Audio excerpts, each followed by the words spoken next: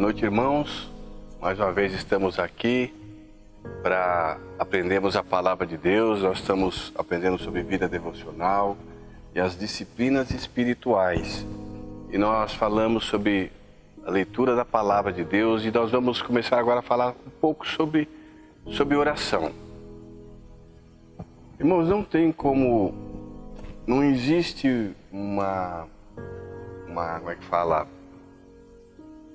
um estudo sobre oração, como orar. A gente aprende a orar orando. Porque o que é oração? Oração é falar com Deus. É falar com Deus, é você chorar diante de Deus, porque a oração, mais do que palavras, conforme de Jesus, que não é pelo muito falar, ela é carregada de sentimento. Às vezes até a angústia sobe como oração diante de Deus. Às vezes até agonizar, a agonia, o desejo, tudo sobe como oração diante de Deus. Até a palavra de Deus diz que as nossas lágrimas estão no odre dele. Então, não há como falar sobre oração se você não pratica oração, porque aqui eu só vou te dar mais um estímulo. Aí você que não ora, não tem esse costume de orar. Nós falamos sobre disciplina, que disciplina faz bem. Então, incorpore a tua disciplina o hábito de orar. Senão não cresce. Sem a oração não há como crescer, não há como avançar, porque os benefícios da oração são incalculáveis. São incalculáveis, não tem como você avaliar os benefícios da oração. Não só o fato de você estar falando com Deus, com um ser todo-poderoso, que está além, que está lá, mas ao mesmo tempo está cá, que está na história, que está sob a história, né? Não só o fato de você poder falar com esse ser, mas também o bem que faz a mente, o bem que faz o corpo, porque há inúmeros estudos que falam, né, do bem que faz a você quando você ora, quando você fala com Deus. Então, meu amado, eu quero te dar um conselho muito importante. Tal como Jesus, quando prestes a morrer, ele dá alguns conselhos e um deles é: vocês precisam orar. Vocês não têm porque vocês não pedem. Peçam que o Pai vai dar. Esse foi um dos conselhos que deu. Então eu faço das palavras de Jesus as minhas palavras, como se eu tivesse esse poder. Eu não tenho. Mas orem. Orem a Deus. Falem com Deus. Busquem a Deus. Separe um tempo para a oração. Separe. Porque às vezes o destino de coisas da tua vida, de situações da sua vida, estão à mercê da sua oração e você não ora. Porque a oração ela é um mistério. É um mistério. A oração é um mistério.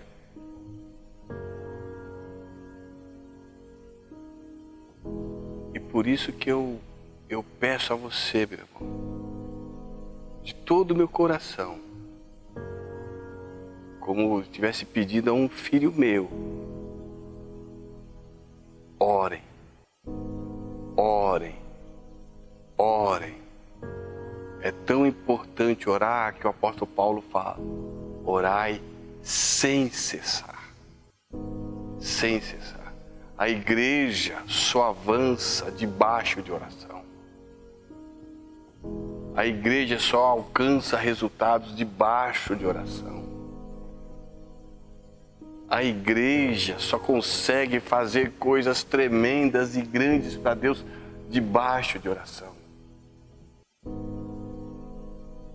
Irmãos, a gente pensa que Deus pede as coisas para a gente, é para Ele, como se fosse para Ele. Mas Deus nos ama tanto que tudo que Ele pede para nós é para o nosso bem. Você já prestou atenção nisso? Está escrito lá em, se eu não me engano, Deuteronômio, quando ele diz: o que é que o Senhor te pede? Senão que andes humildemente com teu Deus, que obedeça aos seus mandamentos, que faça a sua vontade. Para quê? Para que te vá bem. Então tudo, a leitura da palavra, a oração, o jejum, a adoração, a comunhão, não é para Deus. Porque Deus não precisa nada disso, é para a gente. É para o nosso bem. É para que a gente experimente o bem de Deus na nossa vida. Se a gente soubesse o poder que tem a oração, as nossas reuniões de oração seriam as reuniões mais concorridas. Seriam as reuniões onde teriam mais gente, se soubéssemos o valor que tem a oração. A oração, ela muda a história. A oração, ela abre caminhos onde não há caminho. A oração faz coisas tremendas. Eu acredito que eu teria poupado muito sofrimento na minha vida se eu tivesse orado mais. Muita coisa eu teria evitado se eu tivesse orado mais. Mas hoje eu estou aqui, ainda com esse tempo que Deus nos reservou para pedir a você, meu amado.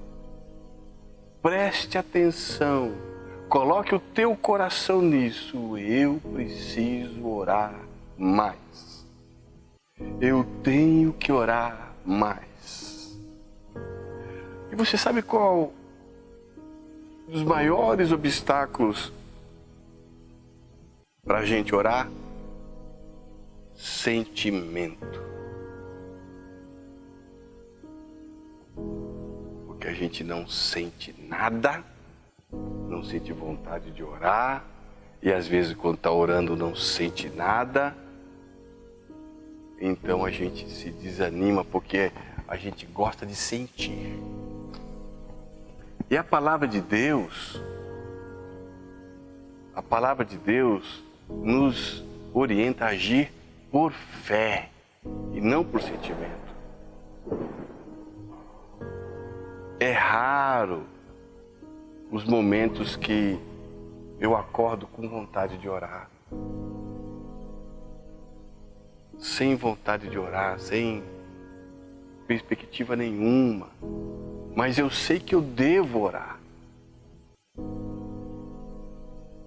Eu devo orar. Então eu oro. Não porque eu estou sentindo, não sinto nada. Mas eu sei que eu tenho um Deus que está me ouvindo. Mesmo que eu não sinta nada, eu confesso para Ele: Deus, eu não estou sentindo nada. Eu não estou com vontade de orar, estou com vontade de levantar e fazer qualquer outra coisa, menos orar. Mas aí, meu irmão, Ele vem. Aí Ele vem com graça.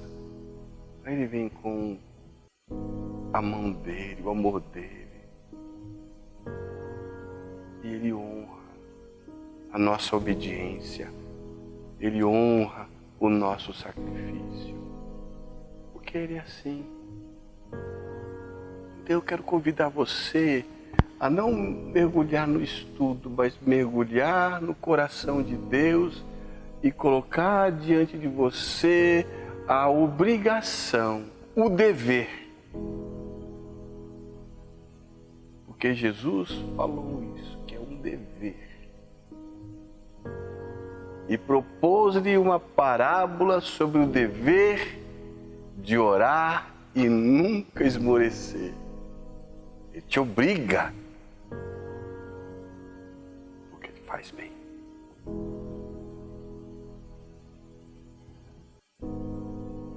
Então, nosso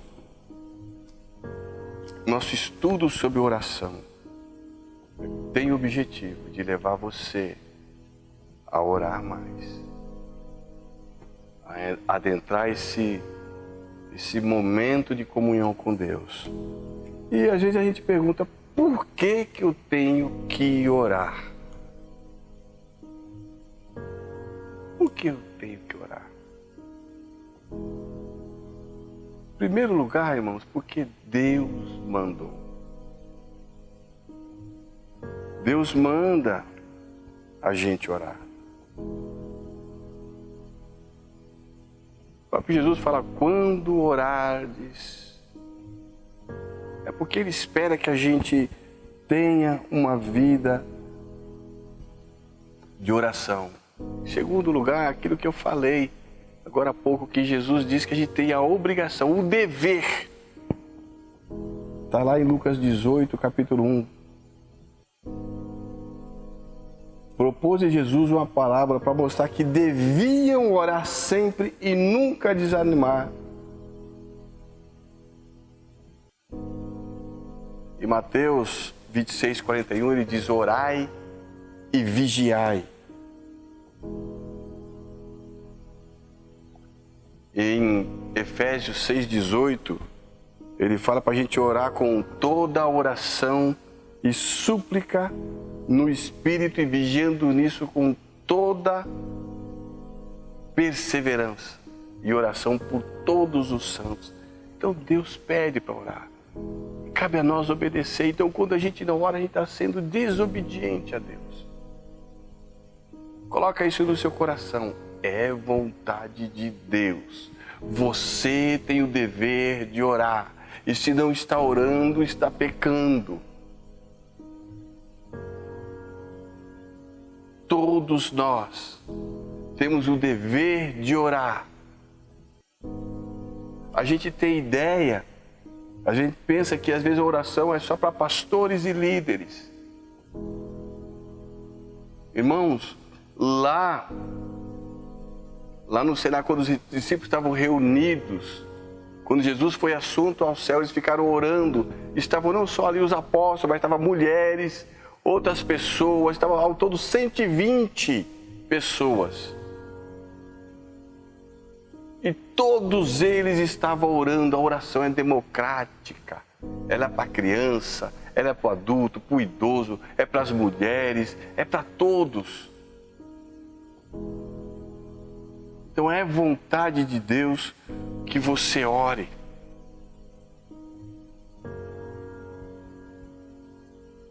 E a gente pergunta, mas se Deus pode fazer as coisas, mas se Deus pode salvar, mas se Deus pode curar, e se Deus quer salvar, por que Ele não faz isso? Se Ele quer curar, por que Ele não faz isso? Porque Deus, meu querido, escolheu que nós tivéssemos a honra de cooperar com Ele para que Ele realizasse a sua vontade na terra. Nós somos cooperadores, é o que Paulo diz, nós somos cooperadores do Senhor. Há outro texto nas Escrituras que diz, cooperando o Senhor com eles. Aqui já é Deus cooperando, né, com os discípulos e apóstolos que estavam fazendo a obra. Quando a gente olha a palavra de Deus está lá em Tiago e fala que Elias era um homem sujeito às mesmas paixões que nós, e orando pediu que não chovesse. E por 3 anos e 6 meses não choveu. E depois orou outra vez e o céu deu a chuva e a terra produziu o fruto. Essa oração, né, para que chovesse, nós temos relatado lá em 1 Reis, no capítulo 18, versículo 1. E sucedeu que depois de muitos dias a palavra do Senhor veio a Elias no 3º ano, dizendo: vai, apresenta-te a Acabe, porque darei chuva sobre a terra. Presta atenção. Aqui Tiago está dizendo que Elias orou para que voltasse a chover. Ele tinha orado para que não chovesse e não choveu por 3 anos e meio. E depois ele orou para que chovesse e choveu. E quando a gente vai ler lá em 1 Reis 18, diz que Deus falou com Elias, falou: vai, apresenta-te a Acabe, porque eu vou dar chuva. Não é interessante que Deus procura o profeta e fala: vai, fala para Acabe que eu vou dar chuva. Ora, era a vontade de Deus dar chuva, era a vontade. Segundo, Deus tem o poder de dar chuva. Terceiro, Deus disse que daria a chuva, mas o profeta precisou orar para que chovesse. Por quê? Porque Deus precisava de alguém para cooperar com ele. E é isso que Deus espera de mim e de você, que você seja um cooperador com Ele aqui na restauração, para que haja um avivamento, para que haja salvação de vidas, para que haja restauração de vidas, para que haja batismo com o Espírito Santo. Deus espera que você ore para cooperar com Ele, para que Ele faça a vontade dEle. Não é estranho? E ao mesmo tempo maravilhoso. Deus quer fazer algo, Deus tem o poder para fazer, mas Ele espera que você ore para Ele fazer. Deus quer derramar o Espírito aqui nessa igreja, Deus quer salvar vidas nessa igreja, Deus quer curar vidas nessa igreja, Deus quer restaurar a vida nessa igreja, e para isso, Ele precisa que você ore, cooperando com Ele, para que isso seja realizado. Então é tarefa de todos cooperar com Deus, para que a palavra dEle, a vontade dEle, seja realizada.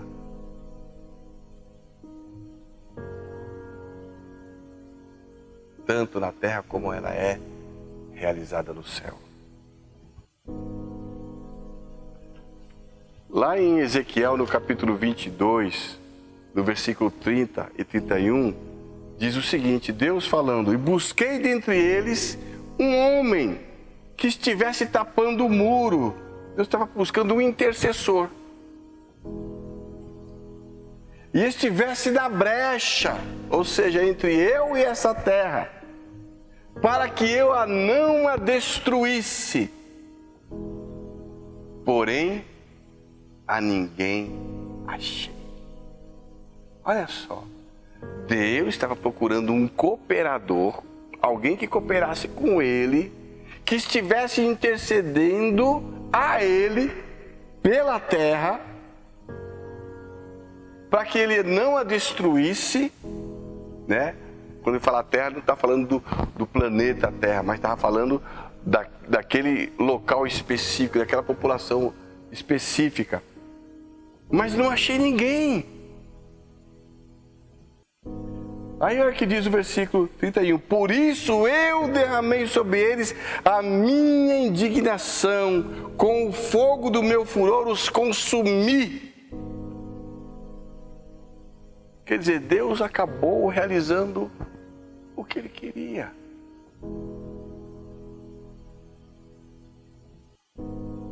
Ele tinha duas coisas para realizar. Ele tinha misericórdia para dar e Ele tinha o juízo. Essas duas vontades estavam aqui. Se Ele tivesse alguém intercedendo, Deus poupa. Deus poupa, Deus poupa, Deus poupa. Deus teria poupado e exerceria misericórdia e não juízo, mas ele não.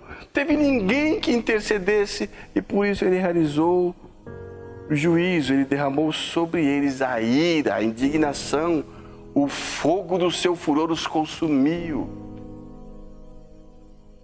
Olha que interessante. Por isso eu e você, Deus quer que a gente orar, porque a gente orando, a gente está cooperando com Ele para Ele realizar a sua vontade na terra. E Ele só realiza a sua vontade se a gente orar? Não, porque Ele é Deus. Mas muitas coisas Ele espera que a gente coopere. Nós cooperamos com Deus, queridos. E é através da oração. Deus procurou alguém, Deus procurou um intercessor, mas Ele não achou ninguém. Se Ele tivesse encontrado um intercessor, Ele teria poupado. Por isso, irmãos, que muitas coisas a gente deixou passar, porque a gente não orou. Quantas vidas deixaram de ser salvas porque nós não oramos? Irmãos, há uma responsabilidade enorme sobre nós. Nós temos o dever de orar. Não é uma opção, não é uma escolha, não é se, não é amanhã, é hoje. Se você colocar um propósito de orar, comece hoje essa vida de oração para cooperar com Deus, para abençoar a tua casa, a tua família, os teus.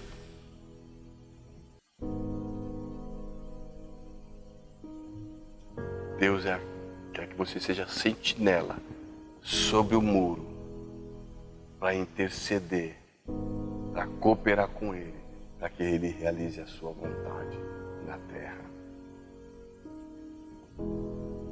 Então é por isso que a gente deve orar, porque é vontade de Deus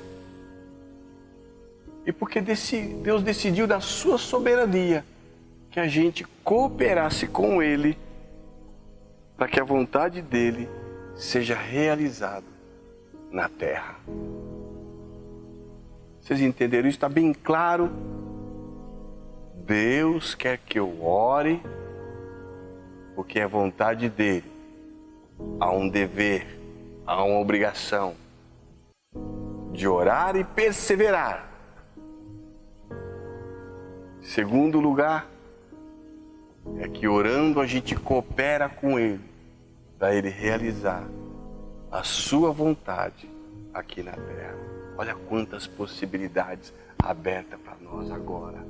Quando a gente sabe que Deus quer que eu ore, quando a gente sabe que Deus quer que eu coopere com Ele, para Ele fazer a vontade dEle.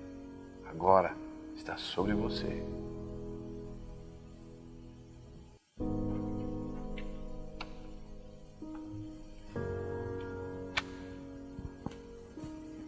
E também, queridos, Jesus nos deu o exemplo.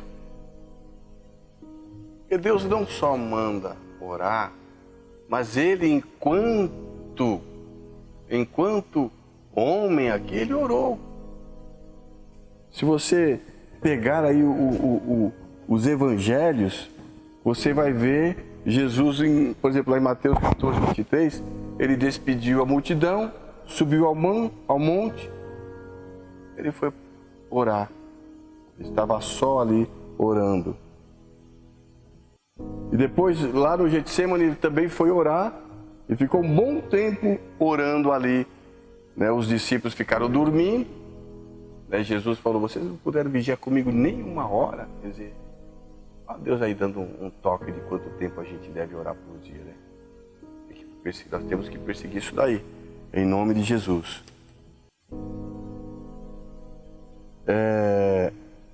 E quando Jesus foi batizado, está lá em Lucas 3, 21, tendo sido Jesus também batizado, estando a orar, o céu se abriu. Quer dizer, ele acabou de ser batizado, saiu das águas orando. Começou a orar, começou a falar com o seu pai. Em Lucas capítulo 5, 16, fala que ele costumava retirar-se para lugares solitários e ali ele orava. Em 6,12, Lucas 6,12 diz que ele retirou-se para o monte orar e passou a noite toda orando e buscando a Deus. E em Lucas 9, 28, na transfiguração, ele pegou Pedro, Tiago e João e os levou consigo ao monte e transfigurou-se. Enquanto estava orando, ele transfigurou-se a sua aparência. Então o próprio Jesus nos deu o exemplo de que a gente tem que orar. Ele, quando foi escolher os 12 discípulos, ele passou a noite em oração. Passou a noite em oração. Irmãos, a gente faz tanta coisa, mas tantas coisas, sem estarmos calçados de um período com Deus em oração. E por isso, nós falhamos muitas e muitas das nossas decisões. E por isso nós entramos em muitas enrascadas, porque a gente não dá o devido lugar à oração na nossa vida. Eu quero abençoar cada um que está ouvindo em nome de Jesus, e eu conto com vocês na nossa próxima aula, e que Deus abençoe vocês em nome de Jesus.